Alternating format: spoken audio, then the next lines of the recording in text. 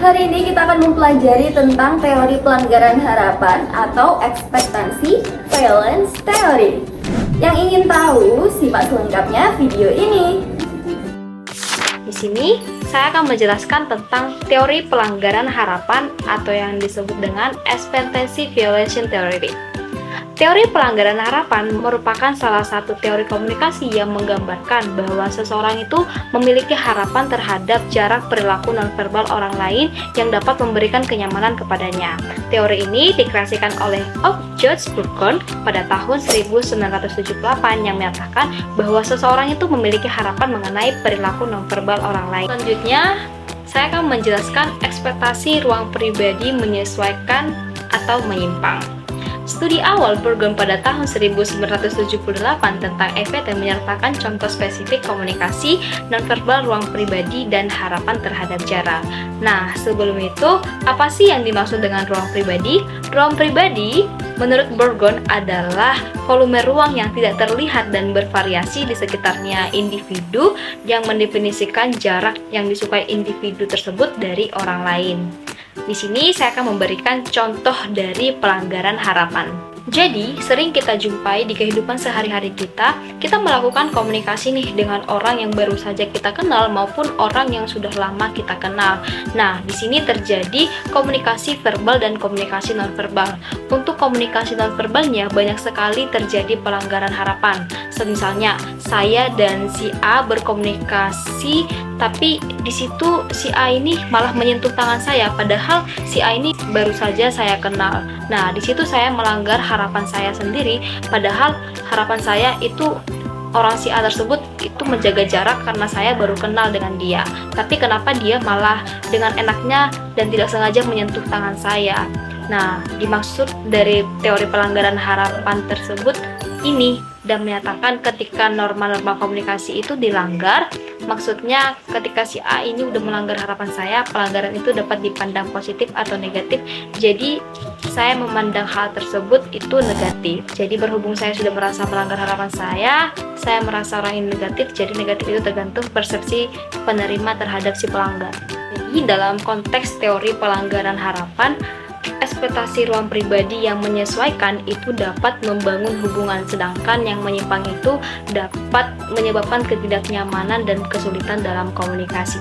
Burgon juga menyarankan bahwa ada kalanya kita melanggar aturan ruang pribadi seseorang karena dia percaya dengan melanggar ruang pribadi tersebut di beberapa keadaan mampu memberikan energi untuk menyesuaikan diri, karena menurut Burgon tersebut melanggar aturan ekspektasi ruang pribadi itu dapat membuat orang lain itu merasa terkait dengan Anda dan membuat mereka itu merasa bahwa kita memahami mereka, namun tetapkan jarak percakapan yang sesuai dengan situasi dan orang terhadap kamu, jangan terlalu dekat dan jangan terlalu jauh. Baik teman-teman, di sini saya akan menjelaskan analytic test of the original models atau yang disebut dengan uji terapan dari model yang asli. Ada beberapa model menurut Burgon yang dapat memprediksi respon dalam setiap kasus. Yang pertama itu berbicara dengan jarak mata ke mata yang intim, dan yang kedua itu jarak sempit dua kaki yang memusatkan perhatian dapat membangun hubungan yang baik kepada lawan bicara, dan yang ketiga itu kekuatan menghukum dengan cara berbicara jarak 7 kaki tepat di luar jangkauan interaksi, dan yang keempat itu pelanggaran harapan nonverbal dengan berkomunikasi dari tempat yang berbeda dengan lawan bicaranya. Baik, di sini saya akan menjelaskan tentang subbab a convoluted model become an elegant theory, atau bisa diartikan sebuah model yang berbelit-belit kemudian menjadi sebuah teori yang elegan. Sesuai dengan judulnya sendiri, subbab ini membahas tentang sebuah teori yang awalnya kaku, yang awalnya ruang lingkupnya kecil, kemudian seiring berjalannya waktu ditambahkan berbagai unsur yang sesuai dengan teori tersebut, kemudian menjadikan teori ini lebih mudah dipahami oleh khalayak umum, sehingga teori ini bisa bukan hanya dipahami oleh para orang ilmuwan saja, akan tapi bisa dipahami oleh orang awam. Sebagaimana contohnya, Burgon memberi contoh tentang EVT, teori yang ia keluarkan sendiri, bahwasanya di awalnya EVT ini ruang lingkupnya kecil, bahasanya cuma itu aja. Kemudian seiring berjalannya waktu, Gugon bersama timnya menambahi berbagai unsur nonverbal ke dalam teori EVT ini, sehingga teori EVT ini ruang lingkupnya menjadi lebih luas dan juga subjeknya bermacam-macam. Mungkin seperti itu. Konsep inti dari EVT ialah istilah-istilah yang akan memungkinkan kata mungkin saja, bisa jadi, kemungkinan. Karena dalam komunikasi kita akan memiliki banyak faktor yang mempengaruhi dan sedikit kemungkinan untuk mengetahui sebab akibatnya secara jelas. Konsep inti menurut Burkon ada 3. Yang pertama, ekspektansi. Yang kedua, violence valence. Dan yang ketiga, komunikator reward valence. Ekspektansi. Ketika kita masih kecil, ibu sering memberitahu kita atau memberitahukan kepada kita untuk berperilaku dengan baik. Hal tersebut kita simpulkan bahwa itu adalah keinginan atau harapan dari seorang ibu kepada anaknya. Namun, dalam teori yang dikemukakan oleh Burkon, di sini dimaksudkan bahwa ekspektansi adalah perkiraan dari apa yang akan terjadi atau ramalan. Ramalan atau prediksi untuk apa yang akan terjadi. Ketika kita berbicara dengan guru, pasti kita memiliki ekspektasi atau perkiraan yang akan terjadi. Contohnya ketika dalam kelas, kita akan memiliki ekspektasi atau perkiraan bahwa guru akan berkomunikasi secara jarak jauh dengan kita. Dan ketika di ruang guru, kita akan berekspektasi bahwa guru akan berkomunikasi dengan kita dengan jarak dekat. Namun, hal tersebut akan menjadi pelanggaran ekspektasi ketika guru mengajar di kelas, tiba-tiba mendekati kalian secara mendadak. Hal tersebut merupakan luar prediksi kalian. Hal itulah yang dimaksud pelanggaran harapan.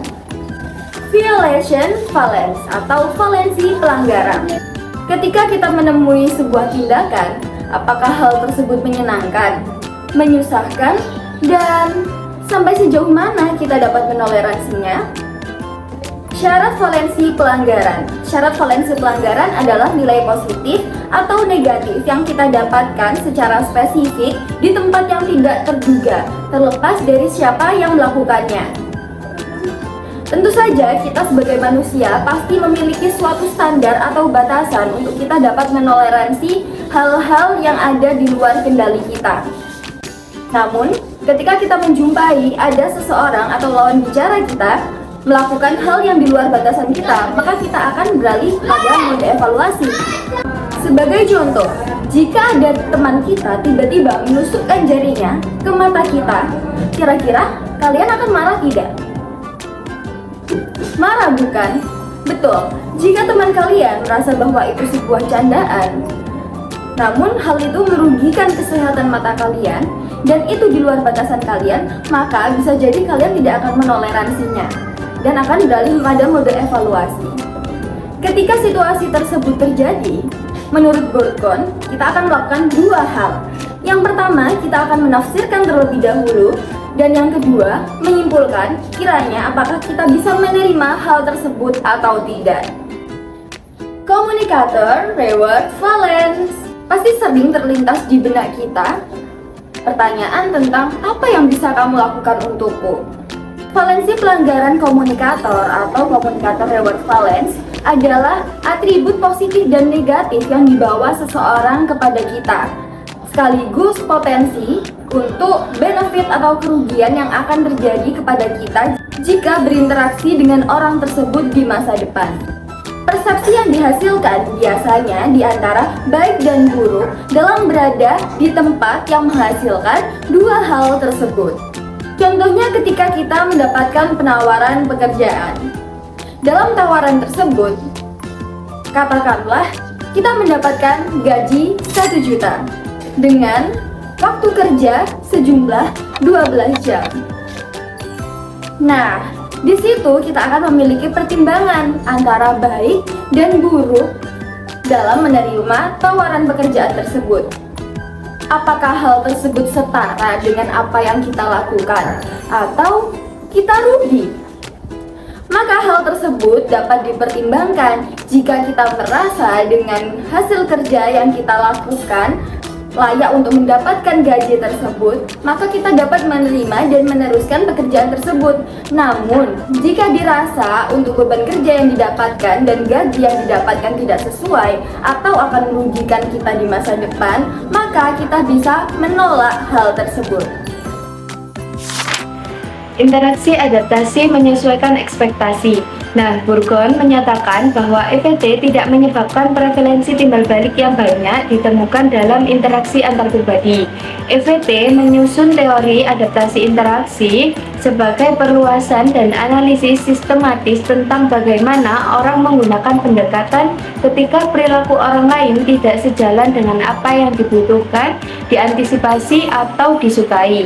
Interaksi interpersonal melibatkan tindakan tersinkronisasi dan bukan gerakan sepihak. Posisi interaksi terdiri dari 3 faktor. Nah, faktor ini biasanya disebut dengan faktor REP. Yang pertama ada kebutuhan, yaitu hasil yang memenuhi kebutuhan dasar kita untuk bertahan hidup yang dilambangkan dengan huruf R. Lalu yang kedua ada harapan. Harapan adalah apa yang kita pikir benar-benar akan terjadi, yaitu yang dilambangkan dengan huruf E. Lalu yang ketiga, yang terakhir adalah keinginan, apa yang secara pribadi ingin kita lihat terjadi. Nah, keinginan ini dilambangkan dengan huruf D. Faktor-faktor ini menyatu ke dalam posisi interaksi kita, apa yang dibutuhkan, diantisipasi, dan disukai. Nah, contohnya itu seperti kita punya teman cowok nih. Nah, kita sering banget berinteraksi sama teman cowok ini. Teman cowok kita ini setiap kali ketemu kita atau berinteraksi dengan kita suka banget ngacak-ngacak rambut kita. Nah, kita kaget sama perlakuan yang dia lakukan ke kita. Padahal kita tuh sebenarnya orang yang nggak suka kalau rambutnya diacak-acak. Nah, karena teman kita ini sering melakukannya ke kita tuh lama-lama jadi kayak seneng gitu sama perlakuannya teman kita ini.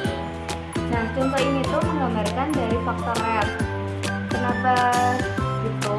Karena yang pertama yaitu kesediaannya untuk bergaul dengan temannya menunjukkan bahwa dia memiliki kebutuhan yang tinggi untuk afiliasi dan kepemilikan, yaitu yang hal ini tuh masuk ke yang R. Nah, lalu mengingat dia terkejut dengan perilaku cowok yang mengotak-atik rambutnya itu, kita berasumsi bahwa sentuhan itu bukan apa yang diharapkan berdasarkan perilaku masa lalunya. Nah, itu melambangkan huruf E. Namun, dengan sentuhan yang terus-menerus, dia merasa senang dan itu menunjukkan bahwa dia memiliki keinginan yang kuat untuk perhatian pribadi semacam ini dari si cowok. Nah, ini tuh masuk ke yang D. Selanjutnya yaitu kritik pekerjaan yang sedang berjalan dengan baik. Nah, maksudnya di sini itu aku mau jelasin contoh secara simpelnya aja ya guys. Nah, jadi kayak semacam kita tuh ngerjain suatu proyek nih. Nah, proyek ini tuh berdampak positif untuk saat ini. Lalu proyek kita ini dikritik oleh orang lain. Nah, orang lain itu ngeritik kayak proyek ini tuh berdampak positif itu hanya untuk saat ini atau bisa untuk saat yang akan datang. Nah, kritik dalam materi ini tuh seperti itu.